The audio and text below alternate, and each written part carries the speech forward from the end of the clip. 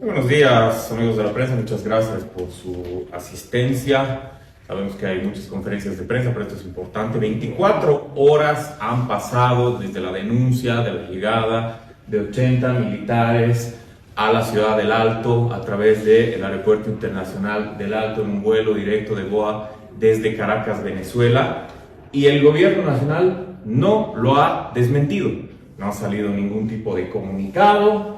No ha habido ningún tipo de conferencia de prensa de parte del ministro Novillo y seguimos esperando hasta este momento a que lo desmientan.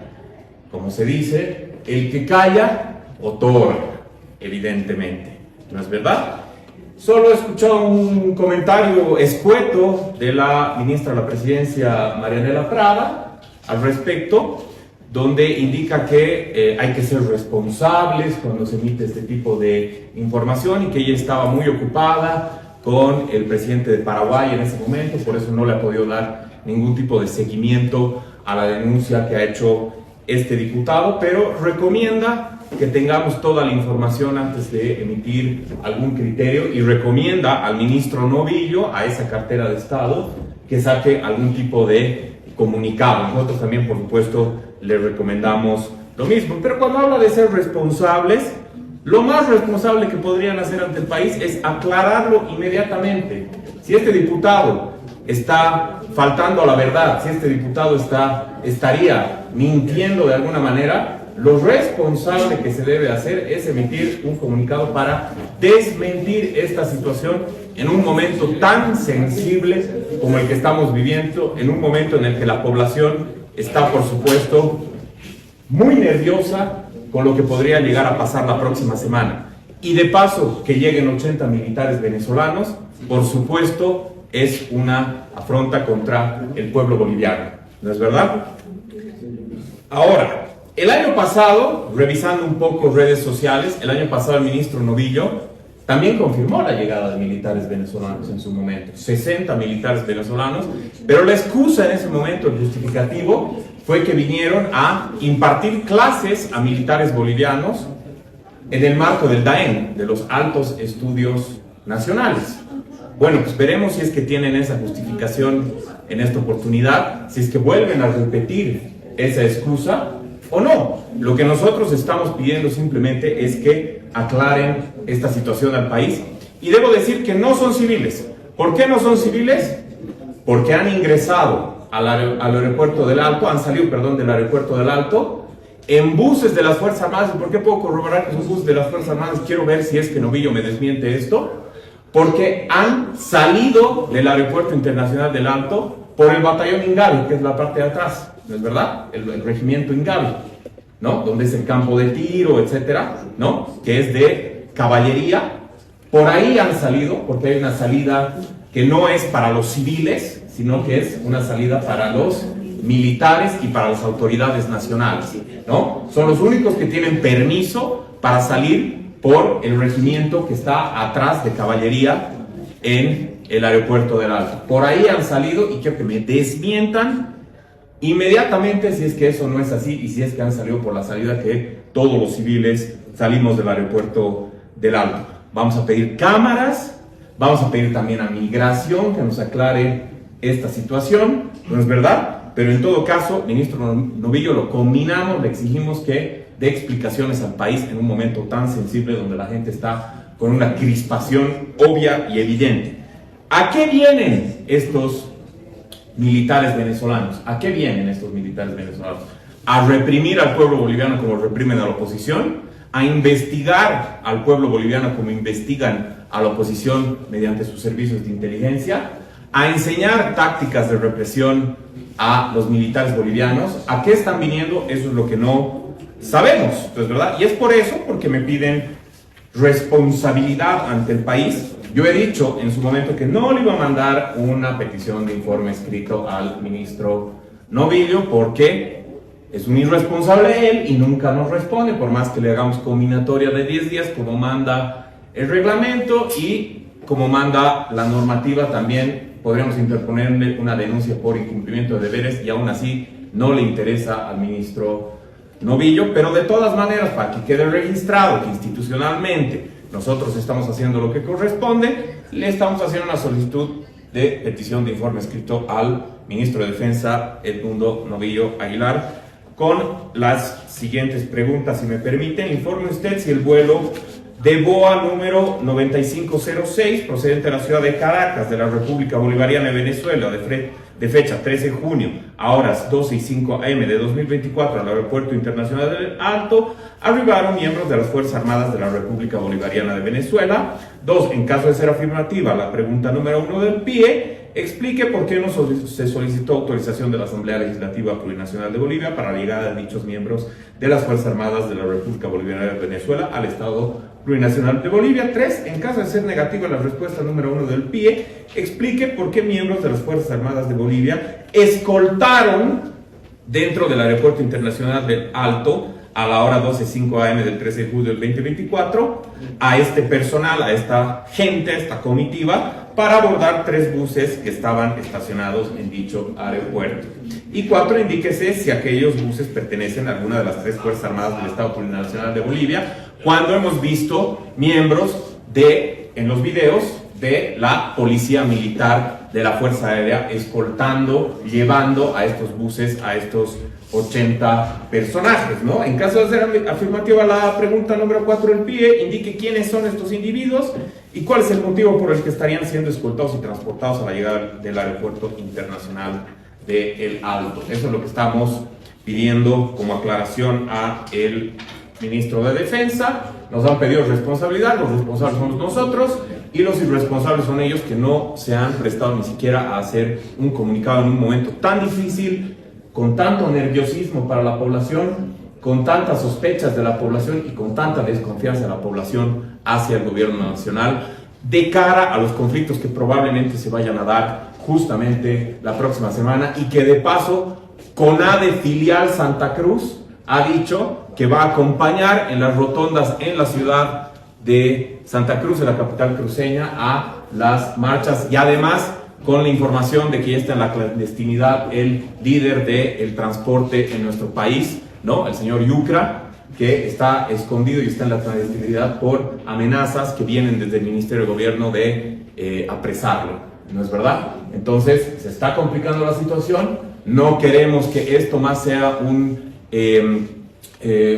justificativo para que la gente se llene de mayor crispación y preocupación. Entonces, lo combinamos al ministro de Defensa a dar la información que corresponde antes de que esto se pueda llegar a complicar un poco más. ¿Preguntas? Diputado, sobre otros temas, por favor. Sí, cómo no. ¿Qué sensación le deja esta sesión pasada de la Cámara de Diputados? El problema era la 075, la 073. ¿Cuál era? ¿Qué es lo que estancaba la aprobación de leyes en la Cámara de Diputados? Habrá una sesión de ayer de casi 13 horas en la Cámara de Diputados. La bancada de Comunidad Ciudadana ha aprobado 2 contratos de préstamo. Uno para Sucre, $43 millones para obras con motivo de la celebración del Bicentenario, y otro por $35 millones para la construcción de la carretera Norte Integrado Yapacaní, que estaba obviamente convulsionando al país y que ha motivado un bloqueo de ni más ni menos que 6 días, ¿no? Los proyectos que hemos aprobado, amigas y amigos de la prensa, son una muestra de responsabilidad justamente con el país y una señal clara que somos una oposición democrática, propositiva y responsable. No estamos en la lógica del bloqueo, sino de buscar las mejores soluciones en el marco de las necesidades que tenemos en diferentes sectores. Pero también, y mucho más importante que esto, además de decirle al presidente Luis Arce Catacora que nosotros le vamos a recordar al país que ha sido la Asamblea Legislativa Plurinacional una vez más la que ha desbloqueado la situación, la que ha realizado las acciones que corresponden para que no haya mayor problemática en el país, mayor convulsión y mayor conflictividad, y que no ha sido obra de él. Y cuando el momento en el que él quiera hacer campaña el año 2025 para su reelección con estos proyectos, le vamos a seguir recordando al país que ha sido la Asamblea Legislativa Plurinacional de Bolivia la que ha aprobado esos proyectos, y no ha sido Lucho Arce Catacora, no ha sido el gobierno de Luis Arce Catacora, que no tiene ni siquiera la espalda política y la cintura política para poder manejar de manera adecuada la Asamblea Legislativa, y nosotros le tenemos que resolver sus propios problemas al señor Luis Arce Catacora. que no sabe manejar el país y mucho menos sabe hacer un proceso de negociación y un proceso de concertación en la Asamblea Legislativa. También hemos aprobado el ingreso del Mercosur y eso es muy importante en materia de derechos humanos. ¿Por qué la bancada de Comunidad Ciudadana está de acuerdo con el ingreso al Mercosur? Porque hay pues protocolos como el protocolo de Ushuaia, por ejemplo, que te da unos parámetros mucho más estrictos en lo que se refiere a materia de derechos humanos, para que no hayan perseguidos políticos y para que no hayan presos políticos como hay en este momento 223 contados presos políticos en nuestro país. Eso ya no puede ocurrir al momento del ingreso de Bolivia al Mercosur, pero hay alrededor de 4.000 regulaciones, 4.000 regulaciones que tiene que cumplir en un plazo de 5 años el Estado Plurinacional de Bolivia para su adhesión formal y absoluta al sistema Mercosur. Esperemos pues que se den esos pasos.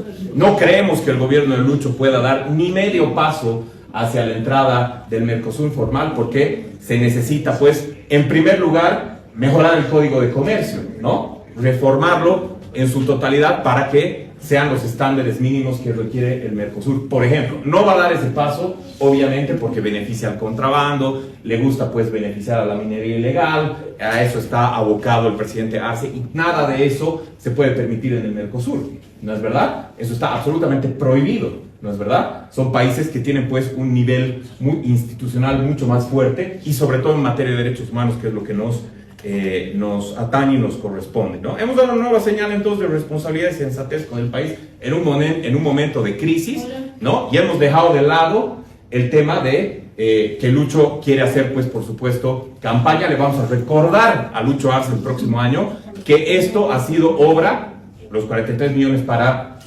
Sucre y también la carretera Villapacañí, ha sido obra de la Asamblea Legislativa, más no de su gestión tan deficiente y que está generando tantos problemas. Tiene que aprobar el Senado, pero no. Sí, por supuesto que sí. Obviamente, la bancada de Comunidad Ciudadana en el Senado también va a seguir la línea de la bancada de diputados de Comunidad Ciudadana, ¿no es verdad? Eso es lo que esperamos de la Cámara de Senadores. Y bueno, pues veremos, ¿no? Ahí hay otra composición parlamentaria.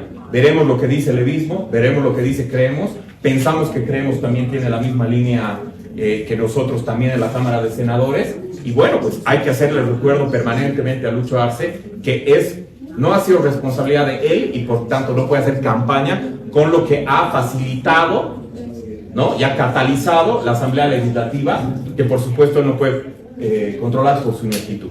Perdón, con las elecciones 2025, ¿qué opina acerca de Romero diciendo que Morales tiene poderes externos, especiales? Pues Romero, yo creo que después de ser ministro de Gobierno ha empezado un negocio para hacerle competencia al Curaca Blanco, ¿no es verdad? Ese es su nuevo negocio del señor Romero, ¿no? Diciendo que Evo Morales es un profeta, que se lo compara con Jesucristo, que le falta decir que es la reencarnación de Gandhi y de Mandela, Evo Morales, ¿no es verdad? Entonces yo le recomendaría que si quiere en algún momento volver a la política, que deje, ¿no?, su nuevo negocio de Curaca Blanco, ¿no es verdad? Porque ahí tienes al Ramsés, tienes varias competencias por ahí, y no la hace pues de Curaca Blanco el señor Romero. Si no ha podido de ministro de gobierno, mucho menos pues de competencia con Ramsés. Diputado, a propósito de ayer de la sesión, se debería mandar a la Comisión de Ética a la diputada María René Álvarez, quien ha insultado a otra diputada durante la sesión. No hay comité de ética en este momento. Nosotros hemos estado exigiendo permanentemente el comité de ética para cualquier caso, sea del oficialismo o sea de la oposición. Les tengo que recordar que a mí me han golpeado y me han dejado 13 contusiones certificadas por el IDIF y no se ha hecho un proceso por la vía de la comisión de ética en su momento. Nosotros exigimos la apertura de la comisión de ética. Yo tengo un proceso en la comisión de ética. Yo personalmente tengo un proceso en la comisión de ética que me ha interpuesto el de la SPB, ese sinvergüenza de Dante Justiniano, ¿no es verdad? Por nimiedades que obviamente no se van a aceptar si es que esta asamblea tiene un poquito, una centésima de dignidad, ¿no es verdad? Aún así, yo estoy pidiendo la apertura de la comisión de ética para defenderme. Obviamente, para cualquier diputado y para cualquier senador se tiene pues que abrir la comisión de ética, ¿no es verdad? En tantos conflictos que se ha dado, en su momento, no se ha abierto la Comisión de Ética y por supuesto no ha pasado absolutamente nada sobre las acusaciones que hay del diputado o del otro. ¿Y saben por qué no se abre la Comisión de Ética? Porque los informes finales, después del informe de la Comisión de Ética, los informes finales recomendando retirar a un diputado o un senador, se aprueban por 2/3, pues, y nadie tiene los 2/3. Entonces, entrevistas, entre arcistas, ¿no? Se van a denunciar y nadie tiene los 2/3 pues para sacar a un diputado, ¿no? Probablemente no se pueda llegar a aprobar la expulsión o la salida o la sanción de ningún diputado, ¿no es verdad? O de ningún senador. Por eso no la abren, porque también le llegaría a algunos fuertes del arcismo como Jerjes Mercado, le llegaría montones de denuncias de ética, ¿no es verdad? Entonces, pues por supuesto que no la quieren abrir por eso. Diputado, el comportamiento de la diputada Álvarez, perdón, el comportamiento de la diputada Álvarez no es cuestionable. No he seguido la sesión del día de ayer. Estaba abocado a investigar al ministro Novillo para hacer la denuncia que he hecho el día de hoy. No he visto ese momento en particular, ¿no es verdad? Entonces lo veré, pero de todas maneras, mis recomendaciones es que se abra el comité de ética, pase lo que pase, sea el diputado que sea, se diga lo que se diga, ¿no es verdad? Lo que corresponde es abrir el comité de ética, no corresponde una opinión personal de un diputado en este sentido, sino que se abra el comité de ética y que hagan las investigaciones que corresponden. Diputado, si me permite, ¿qué información tiene que el Tribunal Supremo Electoral esté convocando a los presidentes de ambas cámaras para ver el tema de las primarias? Nosotros hemos presentado un proyecto de ley de primarias abiertas, obligatorias y competitivas y simultáneas que la vamos a insistir en la Cámara de Diputados y en la Cámara de Senadores.